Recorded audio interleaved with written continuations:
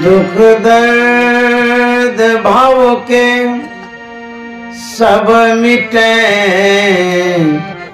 सतगुरु चरण नित से दुख दर्द भव के सब मिटे, सतगुरु चरण नित से गुरु भक्ति बिन कछु ना बने, नेहि सकल संतन कही, गुरु भक्ति बिन कछु ना बने। श्री सद्गुरु महाराज की जय। परमाराध्य सद्गुरु महाराज गुरुदेव महर्षि संत सेवी परमहंस जी महाराज बाढ़ बिहारी गांव के प्रबुद्ध सत्संग प्रेमी महानुभावों, माता एवं बहनों, यह पटना के करीब का गांव है। हम लोग श्रीमान राम सेवक सिंह के द्वारा आयोजित सत्संग में सम्मिलित हैं।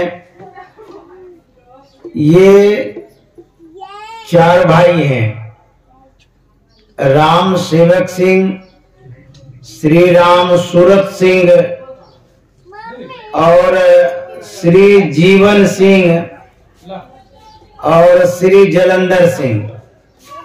ये चारों भाई, लगता है कि राम शब्द जो जुड़ा हुआ है प्रभु श्री राम के जैसे ही चारों भाई ये लोग हैं।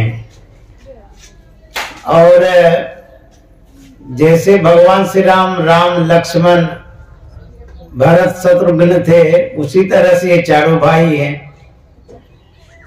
तो मैं इन चारों भाइयों को साधुवाद देता हूँ, धन्यवाद देता हूँ। इनकी जो सद्भावना है जिसके कारण सत्संग हो रहा है, और आप जो बाढ़ के सत्संग प्रेमी हैं, ऐसी बाढ़ जिसमें लोग न बहते हैं न डूबते हैं, आप लोग अमानत हैं। ऐसी बाढ़ यहाँ पर है जिसमें हम लोग सत्संग कर रहे हैं। अब कोई आदमी बाढ़ में तो डूब जाता है, गांव घर सब भस जाता है, लेकिन ऐसा बाढ़ जहाँ हम लोग सुखार में सत्संग कर रहे हैं। तो मैं बाढ़ बिहारी के ग्रामीण वासियों को भी धन्यवाद देता हूँ, जहाँ ज्ञान की गंगा बह रही है। बाहरी गंगा नहीं जिसमें डूबते रहते हैं, ये आंतरिक गंगा है जिसमें डूबते नहीं है, तरते हैं लोग। इस बाढ़ में जो डुबकी लगा लेंगे उसका उद्धार हो जाएगा। तो वैसे बाढ़ गांव में हम लोग सत्संग करने के लिए आए हैं, और मंच पर हमारे महर्षि में ही आश्रम कुप्पा घाट के महात्मा लोग भी आए हुए हैं। हमारे गायक कलाकार श्रीमान ब्रह्मदेव सिंह और जो अच्छे वादक हैं जयराम बाबा, उनका भी स्वागत है। आप लोगों के यहाँ एक उत्सव, आनंद का अवसर आया है। आप लोग इस सत्संग में यदि करीब से लाभ उठाना चाहते हैं तो अधिक से अधिक संख्या में यहाँ पर आने का कष्ट करेंगे, ताकि आप लोगों को यह पता चले कि सत्संग क्या है और इससे लाभ क्या होता है। तो जितने ग्रामीण हैं सब कोई समय निकाल करके सत्संग में आवे, ये आग्रह है। क्योंकि गोस्वामी जी ने लिखा है, बड़े भाग पाइए सत्संगा, बिनहि प्रयास होई भव भंगा।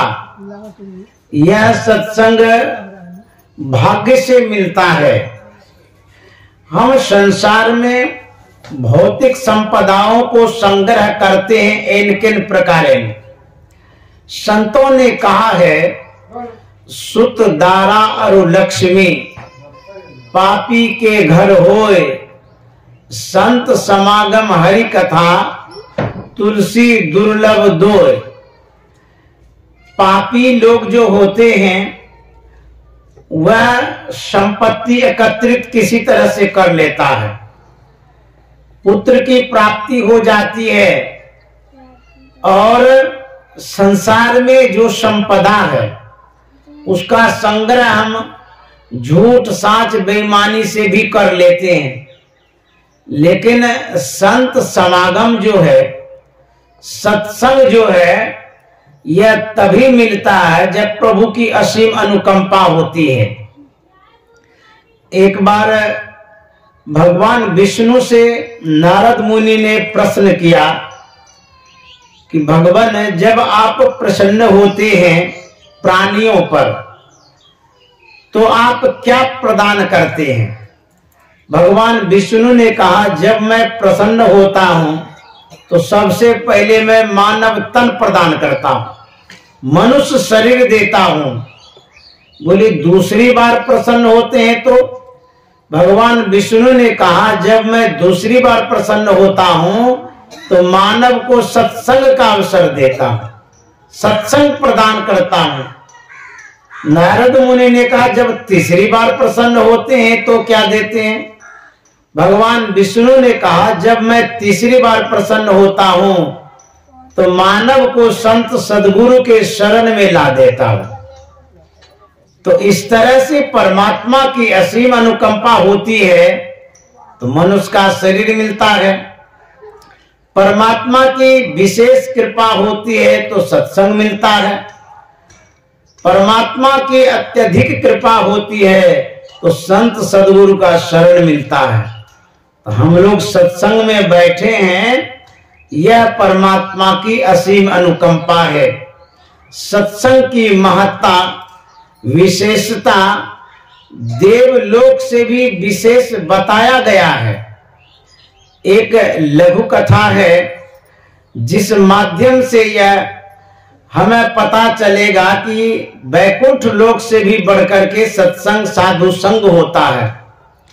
एक बार वैकुंठ लोक से विमान आया, संत कबीर साहब के पास आया तो जो चालक था पार्षद, उन्होंने प्रार्थना किया कबीर साहब से कि आपके लिए वैकुंठ लोक से विमान आया है, आप वैकुंठ लोक चलें।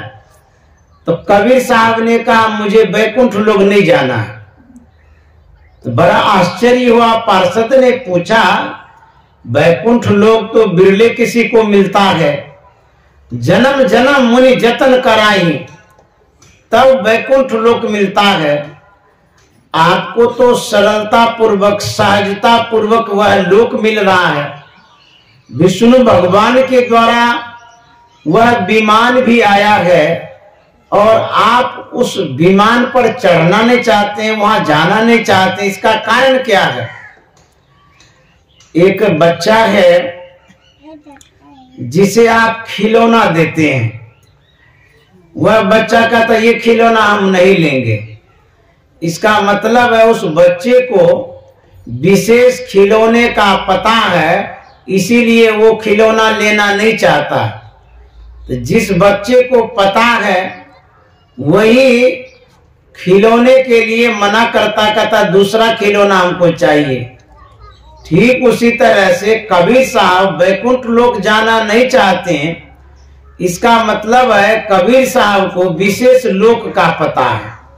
वैकुंठ लोक से बढ़कर के कोई लोक है जिसका पता कबीर साहब को है, इसीलिए वैकुंठ लोक नहीं जा करके। और तो कबीर साहब को जब विशेष कहा गया, उन्होंने क्या कहा?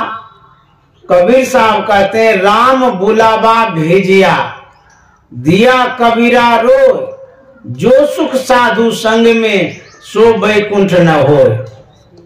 कबीर साहब कहते हैं, मैं इसलिए वैकुंठ लोक नहीं जाना चाहता हूं क्योंकि वैकुंठ लोक से विशेष सुख साधु संग में मिलता है, इसीलिए हमें वैकुंठ लोक नहीं जाना है।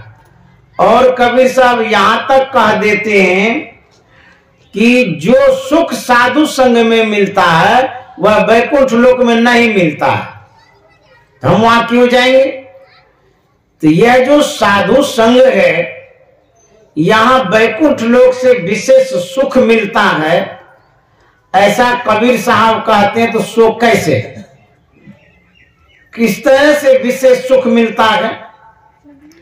कहते हैं कि मैं तो आन पड़ी चोरन के नगर, सत्संग बिना जिया तर से, इस सत्संग में लाभ बहुत है, तुरंत मिलावे गुरु से। कबीर साहब कहते हैं, सबसे विशेष सुख संत समागम में, साधु संग में इसीलिए कहा जाता है, माना जाता है, क्योंकि दुनिया में सबसे बढ़कर के ज्ञान होता है। जैसे आपके पास सुख का साधन क्या है? आप कहेंगे कि रुपया है, खेती है, घर है, जमीन है, जगह है, गाय है, बैल है, भैंस है, यही न सुख का साधन है।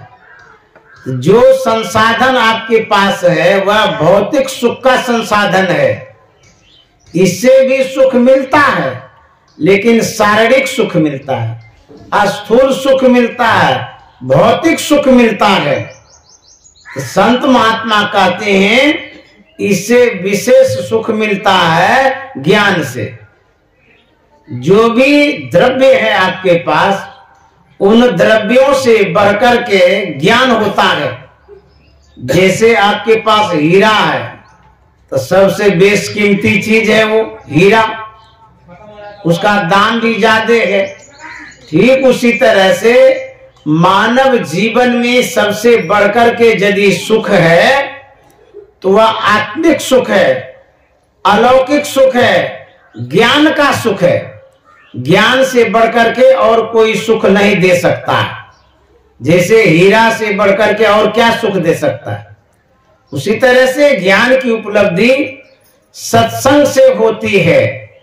तो कबीर साहब कहते हैं, इस सत्संग में लाभ बहुत है। ये जो सत्संग है, यहाँ लाभ होता है। क्या चीज का लाभ होता है? कहते हैं ज्ञान का लाभ होता है।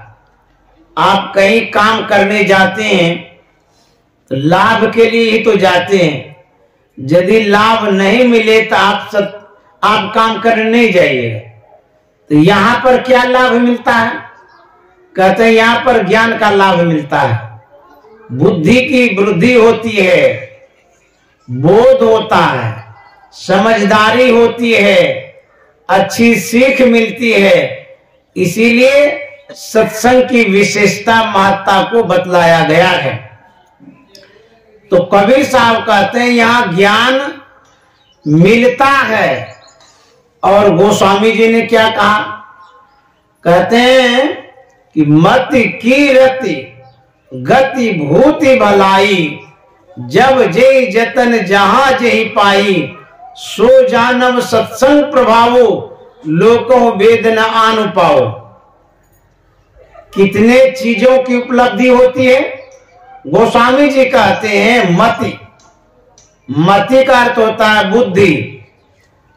संसार में किसी से पूछिए उसको बुद्धि चाहिए कि नहीं चाहिए? हाँ, बिना बुद्धि का तो लोग कहेंगे पागल है। जिसके पास बुद्धि नहीं है वो तो पागल है। बुद्धि है तो सही मानव है, सही व्यक्ति है। तो बुद्धि मिलती है सत्संग से। कहते हैं बिनु सत्संग विवेक न होई, राम कृपा बिनु सुलभ न सोई। जब तक सत्संग नहीं करेंगे तब तक बुद्धि और विवेक नहीं होगी। तो सत्संग के माध्यम से अच्छी बुद्धि मिलती है। इसीलिए गोस्वामी जी कहते हैं मति। और क्या मिलता है? कहते कीरति। कीरति कहते हैं यश को, सम्मान को, प्रतिष्ठा को, इज्जत को, महत्व को, प्रभुता को। इतना चीज चाहते कि नहीं चाहते? कोई भी समाज में आदमी है, छोटा से छोटा या बड़ा से बड़ा हो, उसकी इज्जत जब आप करते हैं तो बड़ा खुश होता है। प्रतिष्ठा जिसकी बढ़ती है तो वो खुश होता है। तो यदि आप प्रतिष्ठा चाहते हैं, इज्जत चाहते हैं, तो गोस्वामी जी के कहे अनुसार करना होगा। तो कैसे मिलेगी इज्जत? कहते हैं सत्संग से। कीरति, गति। गति का मतलब होता है चाल।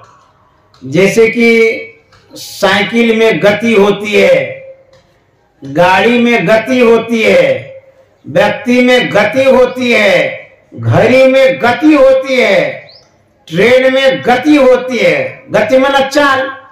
जो कोई चलता है, आप पैदल चलते हैं तो आपकी गति है, साइकिल चलती है तो गति है। तो शरीर की भी गतियां होती है, जीव की गति होती है, प्राणियों की गति होती है। जैसे आप बाल अवस्था में थे, किशोर अवस्था में आ गए, ये शरीर की गतियां बढ़ी चली। उम्र जो बढ़ता है, शरीर जो बढ़ता है, उसको गति कहते हैं। तो बढ़ने के साथ साथ गतियों में जो क्रिया प्रतिक्रिया होती है, सुख दुख जो होता है, लाभ हानि जो होता है, उसको गति कहते हैं। जैसे बाल अवस्था में थे तो किस गति में थे? अबोध गति में थे, अज्ञान की अवस्था में थे, बुद्धिहीनता थी बाल अवस्था में। जब थोड़ा बढ़े तो समझदारी आई, सीख आई, अच्छी गति हो गई।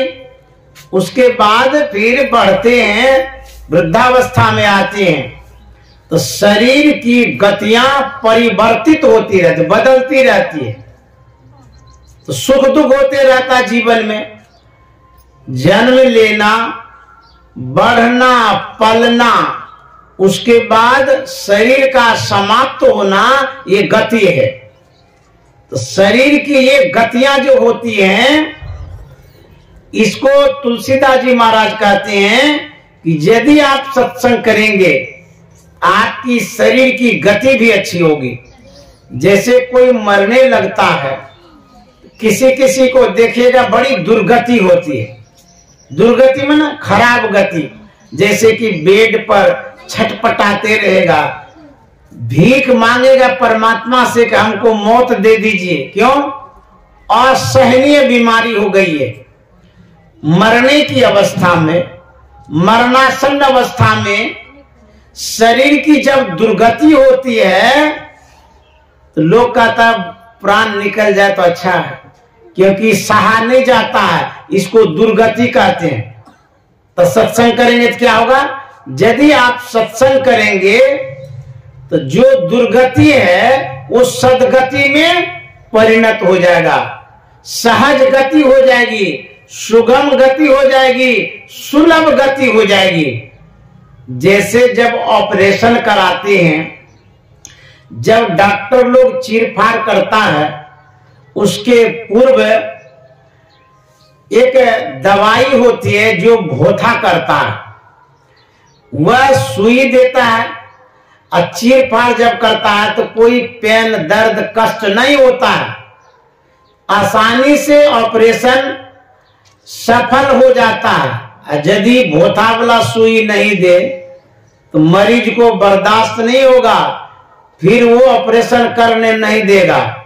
तो मेरे कहने का मतलब ये है, सत्संग, ध्यान, शुभ कर्म, धर्म जो करते हैं, इससे मरने के समय शरीर में जो पेन, दर्द कष्ट होना चाहिए वो नहीं होता। ये लाभ है भौतिक जीवन में। उसके बाद क्या होता है, जब मरणोपरांत, मरने के बाद जीव जाता है, क्योंकि शरीर तो यही जल करके राख हो जाता है, लेकिन जीव प्राणी यहां से चला जाता है। कहां जाता है, अपने कर्म के अनुरूप शुभाशुभ लोक में जाता है। तो जहां जाता है तो वहां की क्या स्थिति होती है, कहते मरने के बाद जो जाते हैं, यदि अच्छा कर्म करके गए तो मनुष्य का लोक मिलेगा, मनुष्य का शरीर मिलेगा, अच्छे श्रीमान के यहाँ जन्म होगा, स्वर्ग मिलेगा। यदि बुरे कर्म करके गए, मरने के समय तो दुर्गति लिख ले है। और मरने के बाद शास्त्रों में, पुराणों में, गरुड़ पुराणों में पढ़ेंगे, कहते हैं कि नरक जाना पड़ता है, गरम गरम तेल में तला जाता है। कितनी बेचैनी होगी, परेशानी होगी। एक तो शरीर छोड़ने के समय दुर्दशा, शरीर छोड़ने के बाद दुर्गति, परेशानी होती है। ये गोस्वामी जी कहता है यदि सत्संग करेंगे तो तभी इस परेशानी से आप बच जाएंगे। यही बेनिफिट और लाभ मिलता है सत्संग से। सत्संग में 5 चीज आपको मुफ्त में, गिफ्ट में मिलता है। मति की रति गति भूति भलाई, भलाई आपकी भलाई भी होगी, समाज में लोग आपका भला करेगा, कहेगा बड़ा अच्छा इंसान है और अच्छा काम करता है। जब विपत्ति आफत समस्या कभी आएगी तो समाज के लोग आपको सपोर्ट करेंगे, सहयोग करेंगे, कोऑपरेट करेंगे। ये लाभ मिलता है सत्संग से। तो 5 लाभ लेना चाहते हैं तो सब काम छोड़ करके में आप आ सकते हैं, तो आपको लाभ मिलेगा। यदि लाभ नहीं लेना चाहते हैं तो उसके लिए कोई बात नहीं है, जहां है वहीं रहिए, जो करते हैं सो करते रहिए। अब कबीर साहब के पास जाते हैं, वो क्या कहते हैं, कबीर साहब कहते हैं जो सत्संग नहीं करता है तो उनकी क्या गति होगी, वो वर्णन करते हैं। दीवाने मन भजले बिना दुख पई हो, दीवाने मन भजले बिना दुख पई हो, दीवाने मन भजले बिना दुख पई हो, भजले बिना दुख पई हो, दीवाने मन भजले बिना दुख पई हो, दीवाने मन भजले बिना दुख पई हो, दीवाने मन भजले बिना दुख पई हो, दीवाने मन भजले बिना दुख पई हो।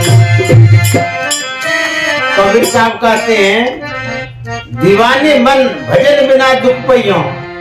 ये दीवाने किसे कहते हैं, दीवाने का मतलब होता है जो विक्षिप्त व्यक्ति है, जिसको कहते हैं छिट खोपड़ी वाला आदमी, पागल भी कह लीजिए, बुद्धिहीन भी कह लीजिए, जो किसी को समझता ही नहीं है, मदमस्त आदमी, बेखबर आदमी।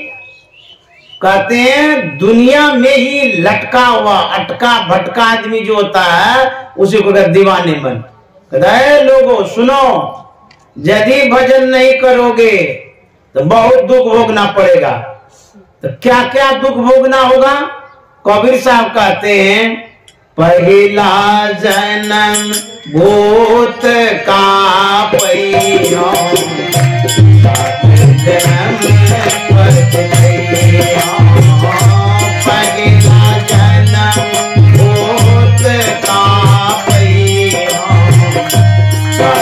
जन्म पछ पैया, कांटे पर ले पानी पैया, कांटे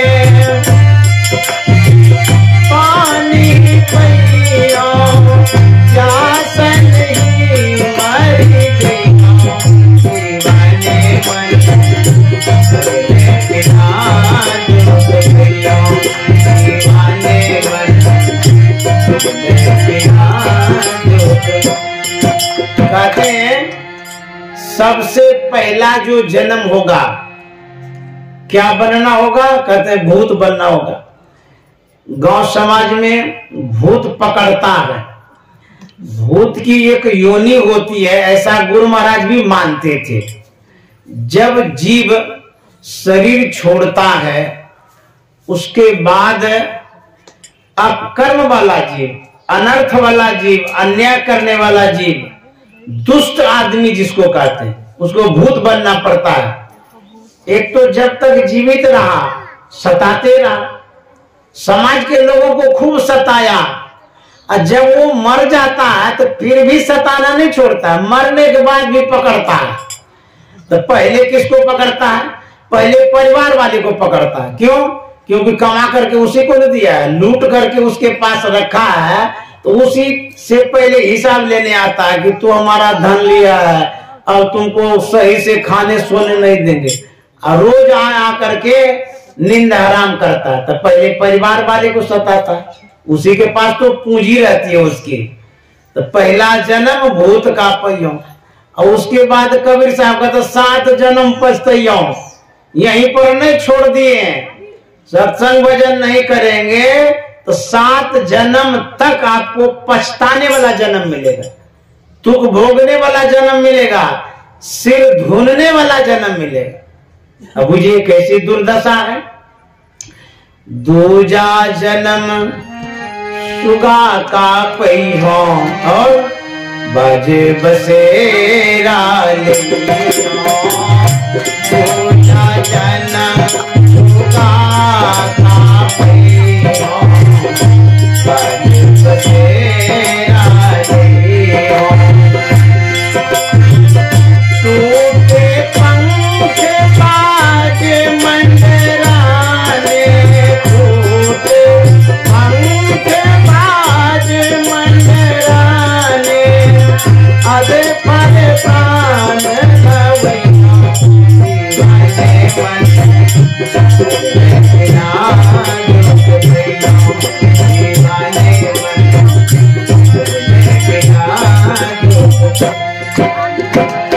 कबीर साहब क्या कहते हैं?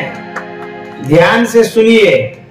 कबीर साहब कहते हैं कि दूजा जन्म सुगा का पहियों, यदि नहीं भी खाएंगे और भजन करके जाएंगे अच्छा जन्म मिलेगा, और खा पी करके यदि भजन नहीं करेंगे तो अच्छा जन्म नहीं मिलेगा। इससे अच्छा उपवास करना सही है, समझ गए? नहीं खाएंगे तो क्या होगा? नहीं खाएंगे तो लीवर स्ट्रांग होगा, पाचन क्रिया मजबूत होगी, शरीर हल्का होगा, मोटे से पतले होंगे, थायराइड भी ठीक होगा, बीपी भी कंट्रोल में रहेगा। तो सबसे बढ़िया नहीं है खाना चाहिए, समझ गए? तो आप भजन नहीं करेंगे तो सब चीज बढ़ेगा, मोटापा भी, समझ गए? उसके बाद दुखदाई जीवन भी बढ़ेगा। दूजा जन्म सुगा का पहियों बाज बसेरा लियो। सुगा को देखिए, सुगा पैरोट को कहते हैं, तोता को कहते हैं। यदि उस योनि में चले जाएंगे तो कल्पना करिए कि क्या दशा होगी, दुर्दशा होगी, दयनीय दशा होगी। सुगा जो जंगल में रहता है, कहीं दाना मिलता है, फल मिलता है तो चुगता है, खाता है, अन्यथा भूखे रहता है। आप लोग बैंक बैलेंस करके रखें, पॉकेट में भी पैसा है, मोबाइल में भी रखते हैं आजकल का पैसा। डिजिटल इंडिया है ना, तो मोबाइल में भी होता है, पे फोन करते रहते हैं, जहां तहां खरीदारी करते हैं। सुगा के पास कौन फोन है? वो कहां से खरीदारी करेगा? तो सुगा योनि में जाएंगे तब क्या हाल होगा?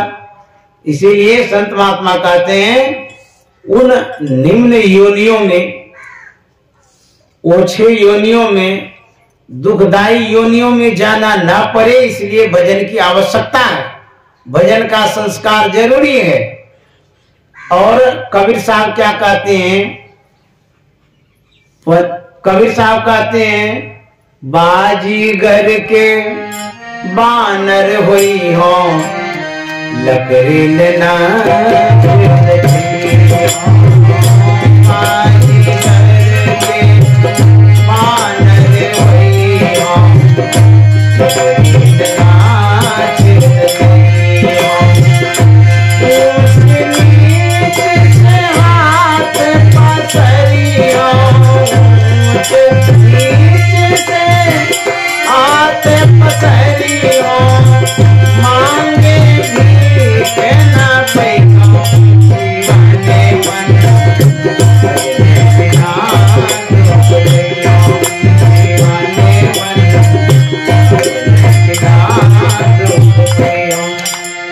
कबीर साहब कहते हैं यदि बंदर बन जाएंगे तब क्या हाल होगा। एक एक बंदर को देखिए, बाजीगर बजा के रखता है, उसको सिखा देता है भीख मांगने के लिए, जो तमाशा दिखाता है। पहले स्टेशन पर दिखाता था, चौक चौराहे पर दिखाता था, हाट बाजार में भी दिखाता था, अब कम दिखाता है। तो बंदर को सिखा देता है भीख मांगने के लिए। कोई कोई भीख दे भी देता है, रुपया दे देता है, पैसा भी देता है, फल फूल भी देता है बंदर के हाथ में, तो बाजीगर ले लेता है, बंदर के हाथ में रहने नहीं देता है। यदि हम आप बंदर बन गए तो वो भी बाजीगर का बंदर नाचिएगा ना, भीख मांगिएगा ना, तब क्या हाल होगा। तो संत महात्मा कहते हैं उस योनि में न जाना पड़े, इसीलिए सत्संग भजन की आवश्यकता है। तो बंदर न बने, हम मानव बने, इसलिए सत्संग करना बहुत जरूरी है। यदि सत्संग नहीं करेंगे तो ये सब बनना ही पड़ेगा। अभी तो हलवा खाते हैं, मुलायम रोटी खाते हैं, पूरी भी खाते हैं, एक से एक ड्राई फ्रूट्स खाते हैं, फल भी खाते हैं। यदि नरम रोटी देता है खाने के लिए तो गुस्सा करते हैं कि नहीं मुलायम रोटी दीजिए। अभी तो बेचारी डर के मारे बना भी देती है आपकी पत्नी। और यदि सत्संग भजन नहीं करेंगे तब क्या हाल होगा, भैंसा बन जाइएगा, भैंसिया बनिएगा, गाय बनिएगा, भूसा खाइएगा। उस समय किसको कहिएगा कि दांत में गड़ता है कुट्टी, गड़ता है तो पेट तो भरना है, उसी को खाना पड़ेगा, बोल भी नहीं सकिएगा। चाहे पचे कि नहीं पचे, कुट्टी को पचाना पड़ेगा, खाना पड़ेगा। भैंसिया बनना नहीं चाहते सत्संग करिए, गैया बनना नहीं चाहते सत्संग करिए, घोड़ा गधा यदि नहीं बनना चाहते सत्संग करिए, कछवा सुगर बनना चाहते हैं तो सत्संग नहीं करिए। इसलिए सत्संग की आवश्यकता है, सत्संग करना बहुत जरूरी है। एक हास्यात्मक कथा है, देखिए कथाओं में जब सब तरह की कथा कही जाती है तो आनंद आता है। अब एक रस में कहेंगे तो आप लोग नीरस हो जाएंगे, तो बहुत तरह का रस मिलाना पड़ता है कथा करने में, सत्संग करने में। एक रस ये भी है जो सुना रहे हैं, सुनिए ध्यान से। एक सत्संगिनी थी, बड़ी अच्छी सत्संगिनी, बराबर सत्संग में जाती थी और सत्संग सुनकर के जब आती थी तो पतिदेव को सुनाती थी। वो कहती थी कि देखिए आप सत्संग नहीं जाते हैं, नरक जाना पड़ेगा, दुख भोगना पड़ेगा, सत्संग में जाना चाहिए। कितना बढ़िया सत्संग होता है, बाबा लोग कितना बढ़िया बोलते हैं, इतना अच्छा सत्संग होता है और आप जाना नहीं चाहते, आपका जीवन तो दुखदाई होगा। तो पतिदेव बड़ा बिगड़ते, बेवकूफ कहेंगे, सत्संग खाना खिलाएगा वही पेट भरेगा, हम काम करने नहीं जाएंगे सत्संग क्या खाना खिला देगा, परिवार का पालन पोषण कैसे करेंगे, फालतू वाला बात है। सत्संग जाना चाहिए, अच्छा लगता है, सब बेकार है, हम नहीं कमा करके लाएंगे तो सब सत्संग भूल जाइए। जब पेट में अन्न जाता है तब भगवान सूझता है, अब पेट में अन्न नहीं रहेगा ना कौन भगवान ने सूझेगा, समझे। तो इसीलिए सत्संग की आवश्यकता तुम्हारे लिए है, मेरे लिए नहीं है, हम नहीं जाएंगे। वो समझाती थी, वो समझता ही नहीं था। जब जब वो सत्संग में जाती थी तब तक वो कहने लग जाती थी सत्संग में जाना चाहिए। किसी व्यक्ति को यदि आप अपना बनाना चाहते हैं, अपने जैसा बनाना चाहते हैं, तो क्या करना होगा? अपनी बात उनको बार बार सुनाइए। जैसा बनाना चाहते हैं वैसी बात सुनाइए। जैसे हम लोग कैसा बनाना चाहते हैं? सत्संगी बनाना चाहते हैं। इसीलिए सत्संग की बात सुना सुना करके उसका मन मोहते हैं, मन घुमा लेते हैं, तब सत्संगी बनता है। तो जो कोई सत्संग में आएगा उसको सत्संगी बनना है, बनवे करे, खाली आ तो जाए। तो वो जो महिला थी बार बार सत्संग की चर्चा, उसकी विशेषता, अच्छाई बताते रहती थी। उसके पतिदेव सुनते सुनते परेशान तो हो जाते थे, लेकिन कहाँ जाएंगे? परिवार वाली बात है, काम करने दिन भर जाएंगे, फिर शाम को तो घर आएंगे। तो घर जब भी आते थे तो वही कहानी, सत्संग बड़ा अच्छा लगता है, सत्संग बड़ा अच्छा लगता है, जाना चाहिए। होते होते उसका मन घूम गया। एक दिन वो कहता है, तू बार बार कहती सत्संग अच्छा लगता है, अच्छा हम अब की बार रविवार को जाएंगे सत्संग में। बोले कि अच्छा ठीक है, हम आज जाते हैं सत्संग में, तुम्हारा सत्संग कैसा अच्छा लगता है, तू बार बार कहते आज देखिए लेते हैं, अब तू यहीं रहो। बड़ा खुश हो गया, बाप रे बाप, हमारी तपस्या सफल हो गई कि इतना दिन कहते कहते अब सुन तो लिया ना कम से कम। बोले जाइए जाइए जाइए। पतिदेव जाता है सत्संग सुनने, कोई गया नहीं था। पंडाल लगा हुआ था, प्रवचन हो रहा था, बड़ा आदमी था। तो जैसे ही देखता है कि बाप रे, भयावह लगा, यहाँ बहुत आदमी है, पता नहीं क्या कर रहा है यहाँ। और पंडाल के पास जो गया, भीतर नहीं घुसा, बाहर में ही एक खंभे के किनारे खड़ा हो गया। वो देखने लगा कि यहाँ होता क्या है। बोलती है कि अच्छा होता है, अच्छा लगता है, क्या क्या होता है। वो जो खड़ा था उसको आलस्य आ गया, वो खंभे के पास बैठ गया। तो जैसे बैठा चट से नींद आ गई। दुनिया में आप कहीं भी जाइए आपको नींद नहीं आएगी। क्यों? वहां पर बेचैनी है, परेशानी है, कामनाएं हैं, इच्छाएं हैं, तरंगे हैं, वहां कहां से सो सकेंगे? जैसे ही सत्संग में आते हैं मन को सुकून मिलता है, शांति मिलती है, मन का भाग दौड़ कम हो जाता है। जैसे आप सड़क पर भागिएगा तो नींद नहीं आएगी, और जैसे बेड पर आइएगा चट से नींद आ जाएगी। उसी तरह से मन का बेड सत्संग है, मुलायम सैया। सत्संग में आने से मन को सुकून शांति मिलती है। तो जिसको अनिद्रा की बीमारी हो उसके लिए भी सत्संग जरूरी है। जो टैबलेट खा करके सोता है, बिना टैबलेट का यहाँ सोना होगा, समझ गए? जो सुई लेके सोता है वो भी सत्संग में आ जाए, सुई छूट जाएगी। तो सब तरह से सत्संग उपयोगी है। चाहे बीमारी हो उसके लिए सत्संग जरूरी है, चाहे अच्छा आदमी है, अच्छा संस्कार चाहता है उसके लिए सत्संग जरूरी है, कोई स्वर्ग जाना चाहते हैं उसके लिए सत्संग जरूरी है। तो वो जैसे ही गया, नींद आ गई तो खर्राटा लेने लगा, मुंह खोल करके वो सो गया। एक कुत्ता आता है, समझ गए? तो देखा कि वहां पर अब मुंह खुला है तो पेशाब करने का जगह होगा, कुत्ता के मन में हुआ, उसके मुंह में हम पेशाब कर दिए। जैसे मुंह में कर दिया, मुंह भर गया उसका, अब कुत्ता भाग गया। तब मुंह खोलेगा तो हो करेगा वैसा। तो जैसे मुंह में चला गया पानी तो घूट लिया, तो घूटा ना, उसको नमकीन जैसा लगा। वो कहता है कि हमको तो बोला सत्संग बड़ा अच्छा लगता है, सत्संग तो नमकीन जैसा लगता है। हमारी पत्नी झूठ बोलती रही सब दिन, आज हमको अनुभव हुआ कि सत्संग नमकीन जैसा लगता है। मारेंगे आज उसको, झूठ बोलती रही सत्संग में होकर के, और हमसे झूठ बोली है। वहां से उठा और चला घर, थमा करके पहुंचा पत्नी के पास, झोटा पकड़ लिया, बोला बेवकूफ कहीं की, सब दिन तुम झूठ बोलती रही, सत्संगी होकर के झूठ बोलती। बोले झूठ हम तो नहीं बोलते।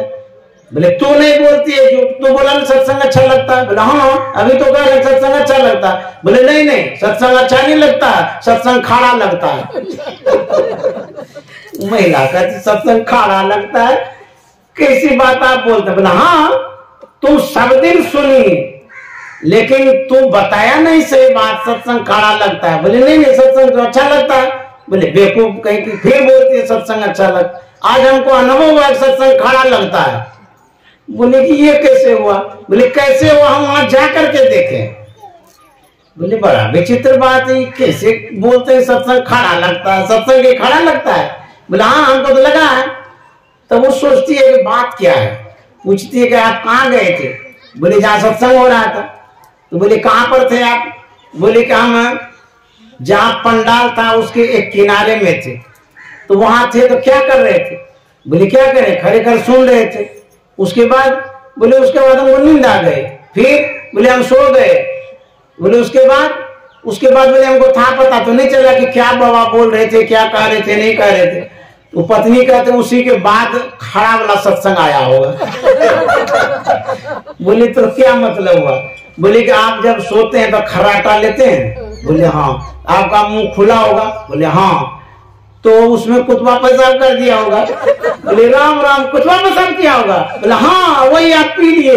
बोले छी छी हम तो भ्रष्ट हो गए वहां जाकर के। जो सत्संग की बातों को नहीं समझता उसको तो खड़ा लगबे करेगा, लेकिन जो समझता है उसको अच्छा लगेगा। इसीलिए कबीर साहब कहते हैं दीवाने मन भजने बिना, दीवाने मन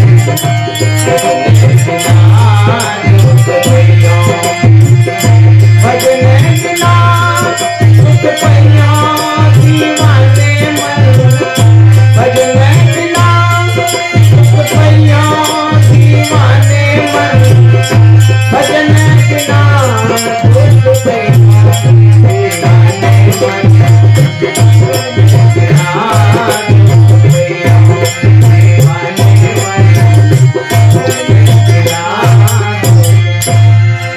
कबीर साहब कहते हैं ऐ दीवाने मन, भूले हुए मन। कहाँ भूले हैं? पैसों में भूले हैं, प्रतिष्ठा में भूले हैं, दुनिया के कारोबार में भूले हैं, संसार में भूले हुए हैं, सुबह से शाम तक भूले ही हैं। संतों ने कहा भूले मन को समझा लीजिए, सत्संग के बीच में आए के जी अब की बेर नहीं चूकना, 84 में जाके। यदि आप भूले हैं तो सावधान हो जाइए, सत्संग में आइए, उसको समझा लीजिए। और यदि सत्संग में नहीं आएंगे तो जो दुर्दशा लिखा है तो होवे करेगा। यह संसार कैसा है? कहते ये संसार अपना नहीं है, सब स्वार्थ के चेहरे। मैं आप लोगों को बहुत बहुत साधुवाद देता हूं, क्योंकि आप लोग इतने देर तक बैठे। और जो गांव के लोग हैं यदि यहाँ आकर के सुने तो विशेष खुशी की बात होगी, क्योंकि इसके पीछे हमारे राम सेवक बाबू जो हैं बहुत मेहनत किए हैं, बहुत दिनों से प्रोग्राम लिए हैं और महात्माओं को भी बुलाए हैं। किसी भी काम में धन खर्चा होता है, इतना बड़ा आयोजन कर रहे हैं, इसमें भी तो धन लग रहा है। आप समाज को लाभ मिले इसलिए राम सेवक बाबू धन खर्चा भी किए, पैसा भी लगाए, तन मन धन वचन भी लगाए हैं। अधिक से अधिक संख्या में आप आकर के सुने। इसीलिए आप लोगों से निवेदन है कि जरूर आएंगे। श्री सद्गुरु महाराज की जय।